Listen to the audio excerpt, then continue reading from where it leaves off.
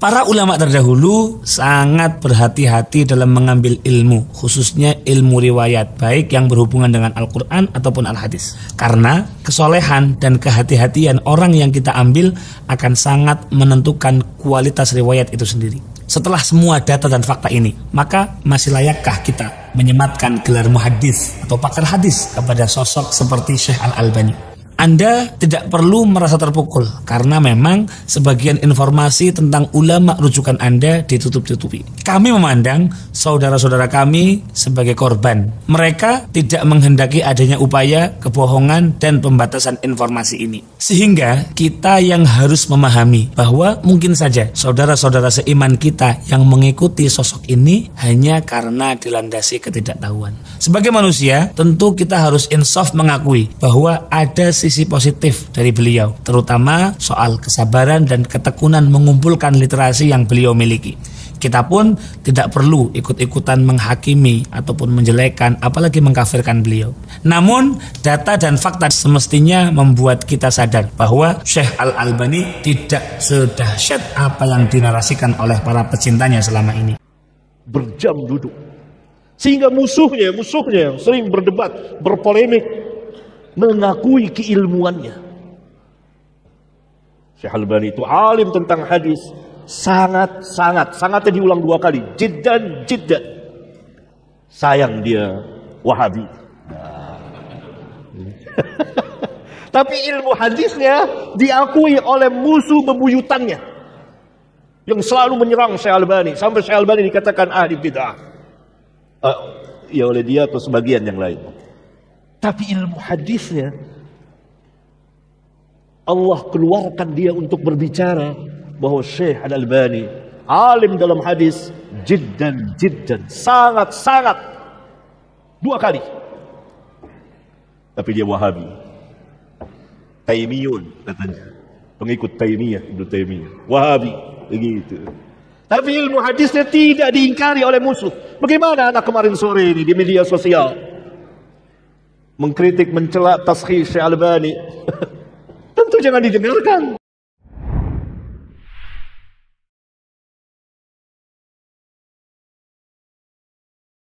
Orang-orang mengikutinya bukan hanya orang awam, tapi ahli ilmu di dunia ini mengikuti takhris, tashih, tad'ib Syekh Al-Albani.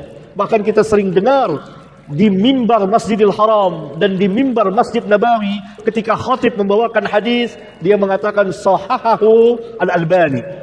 Hadis ini disahihkan oleh Al-Albani. Menunjukkan pertama, Allah memberkahi ilmu Al-Albani. Kalau Allah tidak berkahi, hilang ilmu itu. Allah memberkahinya. Sehingga bukan hanya salafi di Indonesia, di dunia, bukan hanya masyarakat umum, para ulama, Syekh Abdul Aziz bin Baz, Syekh Utsaimin dan lain-lain mengakui sahahahu Al-Albani. Kalau antum baca kitab itu menunjukkan keberkahan ilmu Syekh diterima di permukaan bumi. Allahu Akbar. Dan menunjukkan lebih dalam lagi Syekh ikhlas, berjuang mati-matian, diterima di permukaan bumi. Dulu saat-saat saya belajar, saya sangat cinta sekali kepada Syekh Al-Albani di Maktabah Libya. Sehingga wakil mudir mengatakan kepada saya, Abdul Hakim, antum cinta kepada Syekh Al-Albani? Ya, saya cinta, tapi bukan cinta buta. Cinta karena Allah, ahli ilmu, dan saya dapat mengambil manfaat. Nanti saya kasih kitab. Kalau ada terbitan, saya kasih antum, saya fotokopi. Saya dikasih fotokopi Ustaz Yazid juga. Saya berdua kan di maktabah itu. Saya dapat, Ustaz Yazid Allahyarham rahimahullah ta'ala dapat juga. Kita cinta, kita belajar. Waktu itu kitab Syekh Al-Albani tahun 80-an masih terbit satu-satu. Lalu saya mengumpulkan dan saya catat untuk dipenuhi di maktabah, di perpustakaan Libya. Itu saya yang catat kitab masuk. Wakil mudir menyaksikan itu saya. Antum cinta sama Syekh Al-Albani, cinta ikhlas. Ini muhaddis dan saya bela. Orang-orang cinta kepada beliau, mahabbah, ilmunya barokah di permukaan bumi ini, ikhwan. Bukan hanya di Indonesia, di India, di Pakistan, di Malaysia, di mana di dunia ini. Sahahahu al-Albani, dha'afahu al-Albani. Albani mengatakan hadis ini hasan di kitab ini, hadis ini sahih di kitab ini. Terus saja. Ya, kalau Allah tidak berkahi, apa bisa seperti itu?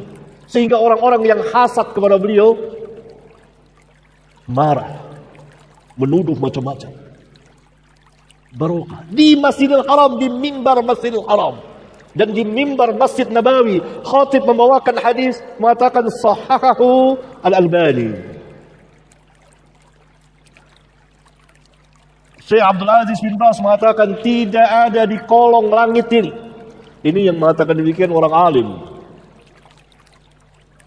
yang lebih alim tentang hadis dari Syekh Al-Albani di kolong langit pada abad ini. Orang alim besar Allah kirim dari Eropa ke Syria. Orang miskin, tidak bisa bahasa Arab. Bapaknya hijrah dari Albania ke Syria karena pemerintahan Albania mulai mengikuti tawagut yang ada di Turki, yaitu Mustafa Kemal, bapak Turki itu, Atatürk, yang mengubah dinul Islam. Muncul ajaran sekuler. Negara Albania mau mengikuti itu, mau melepaskan jilbab dari wanita. Maka ayahnya Syekh Albani, ayahnya ulama, pindah hijrah ke Syria, Damaskus. Kata Syekh, saya tidak bisa apa-apa. Lalu dimasukkan ke madrasah. Orang Eropa ini, dan cerdas, bisa berbahasa Arab dengan cepat. Sehingga guru yang ngajar di sekolah itu, kalau anak-anak Arab, yang orang Arab sendiri kurang mampu dalam menerima pelajaran, Syekh Albani waktu itu masih kecil, dijadikan contoh. Lihat ini, orang Albania. Kamu nggak malu gitu orang Arab? Ini orang Albania, dia bisa lebih pintar dari orang Arab. Orang zuhud, tawadu. Lalu yang kedua, Syekh Al-Albani menghabiskan waktunya setengah abad, hampir seluruh umurnya untuk hadis dan ilmunya, dan secara umum dakwah salafiyah. Puluhan tahun menulis kitab. Hampir seluruh kitab hadis dijelaskan sah dan tidaknya oleh beliau, sesuai dengan ijtihad beliau. Dan itu memudahkan kaum muslimin, memudahkan masyarakat umum, memulangkan kepada ahlinya mengikuti firman Allah, fas'alu ahla dzikri in kuntum la ta'lamun. Bagi para ulama yang alim tentang hadis, karena tentu dia memeriksa lagi, kadang-kadang dia menyetujui, kadang-kadang tidak.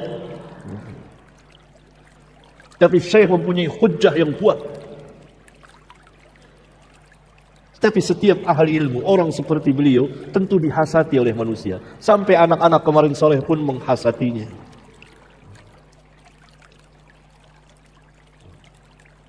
Padahal sebelum orang-orang itu lahir ke dunia, Syekh Albani telah menjadi imam. Rabbuna memberkahi ilmunya. Seluruh dunia, ikhwan, akhwat, seluruh dunia. Namanya disebut ketika orang membawakan hadis dengan lisan dan tulisan. Sahahahu, dha'afahu al-Albani. Allahu Akbar. Bukharinya abad ini. Dan itu disaksikan, bukan saya ngomong, para ulama. Tadi Syekh Abdul Aziz bin Baz, tidak ada di kolong langit ini, di kolong langit itu, di bawah langit itu, orang yang lebih alim tentang hadis dari Syekh Al-Albani.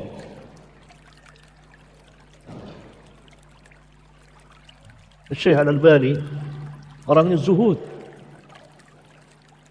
orangnya raqiq, sering menangis,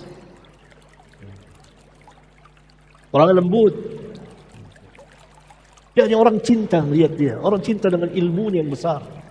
Sampai saya tidak ketemu, itu hati saya lu cinta. Sampai wakil mudir bilang, ya Abdul Hakim itu cinta sama Syekh Albani. Ya cinta. Nanti saya kasih kitab, fotokopi. Nah, kitabnya susah di Indonesia.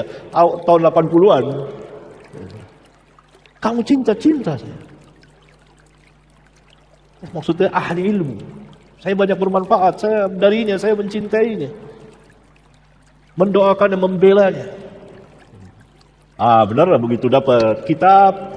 Misalnya silsilah dhaifah tentang hadis, karena dia tahu sebelah hadis, dikopikan. Kopikan, kasih saya satu, kasih Ustaz Yazid satu, rahimahullah ta'ala. Sahabat saya. Senang kita dapat. Mulailah saya catat kitab-kitab Syekh Albani. Saya catat. 1, 2, 3, 4. Kemudian saya serahkan kalau ada datang kitab, ini dia kitab-kitabnya. Kemudian saya diminta, kalau begitu tolong catat seluruh kitab-kitab hadis. Apa saja, antum catatin nanti kita masukkan ke maktabah. Oke, saya catat. Serahkan lagi. Ini dia kitab-kitab yang perlu masuk ke perpustakaan, begitulah. Jadi orang dari luar tahu itu wakil mudir. Memang Abdul Hakim dia lagi duduk baca kitab Syekh Albani. Abdul Hakim itu muhib Syekh Albani. أحب جدا لأنه من أهل العلم من ورثة الأنبياء ومحدث العصر. Nanti saya kopikan kalau datang kitabnya. Datang kitabnya dia difotokopi dari 1 jilid, dia dikasih 2, saya 1, Ustaz Yazid 1. Begitu gitu. Ya, barokah ilmunya. Dan saya banyak mengambil manfaat. Rahimahullah ta'ala. Semoga Allah mengampuninya dan memasukkannya ke Jannatul Firdaus.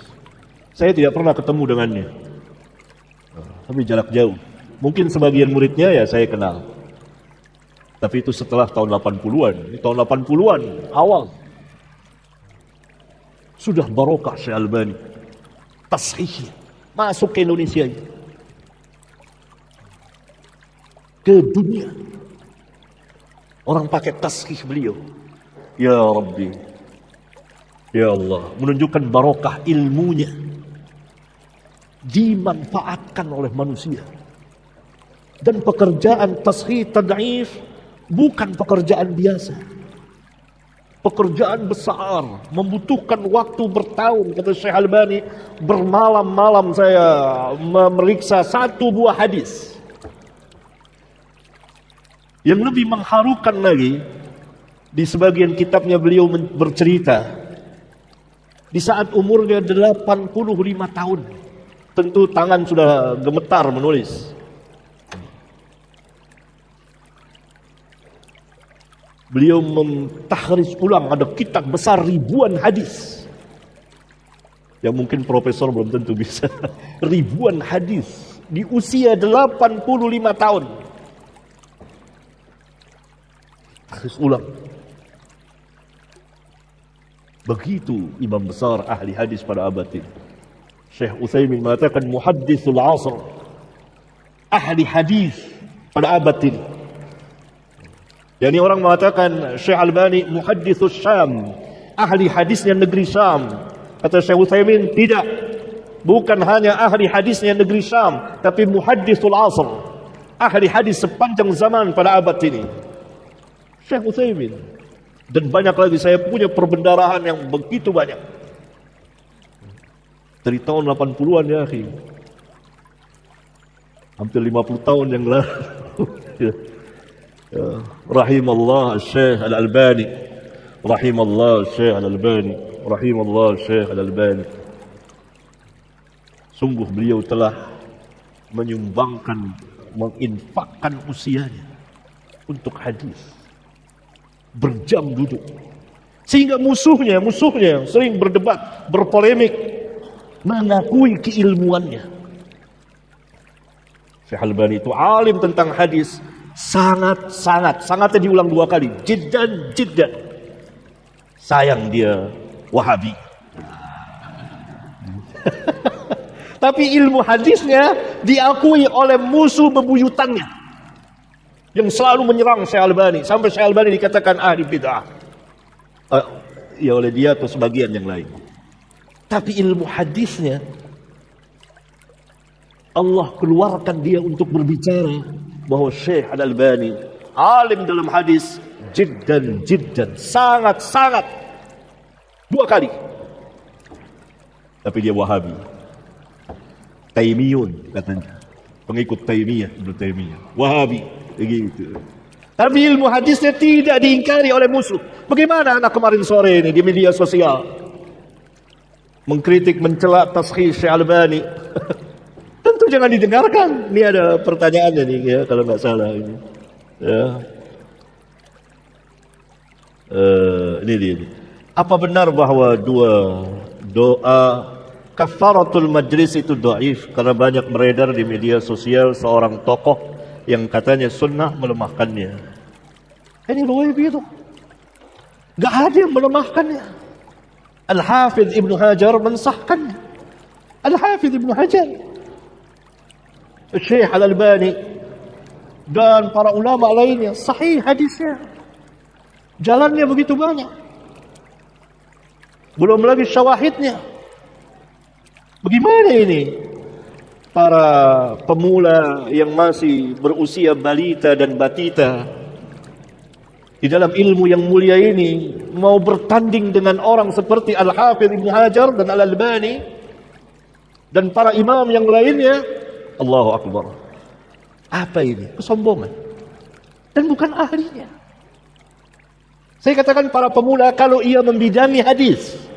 Karena membidangi hadis itu membutuhkan waktu. Mulai naik dia 50 tahun. Baru kelihatan.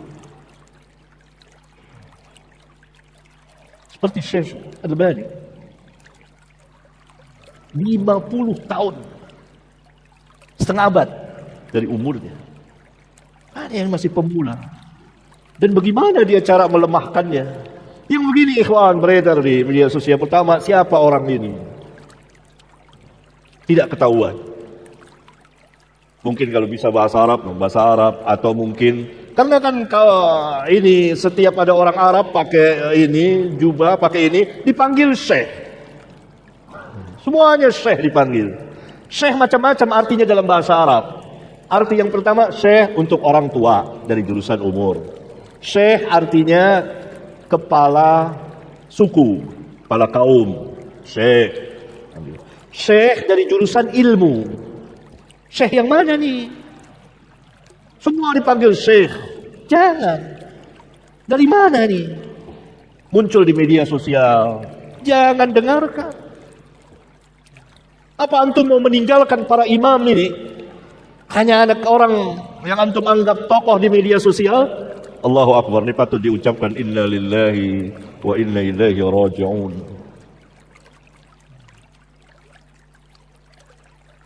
Yang antum jadi acuan adalah para imam. Bukan mereka. Kalau mereka membidangi hadis, maka saya katakan masih balita. Masih balita itu umur berapa? Baru lulus mungkin dari perguruan hadis, dari fakultas hadis, atau enggak sama sekali. Itu butuh waktu hadis itu. Sama dengan ilmu yang lainnya. Bukan sekarang seperti antum beli makanan langsung siap saji. Butuh waktu untuk memperdalamnya dan berbicara tentangnya. Apalagi dalam masalah-masalah yang besar seperti sahih dan tidaknya hadis. Bukan seenaknya. Assalamualaikum warahmatullahi wabarakatuh. Sampai jumpa kembali di World Islam Channel.